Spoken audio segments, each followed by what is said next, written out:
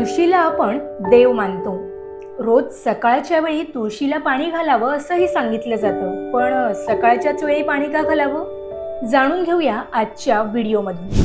तुम्हाला माहिती आहे, तुळस ही जगातील एकमेव वनस्पती आहे जी दिवसा ऑक्सिजन, रात्री कार्बन डायऑक्साईड आणि पहाटेच्या वेळी 0.03% इतका ओझोन वायू उत्सर्जित करते.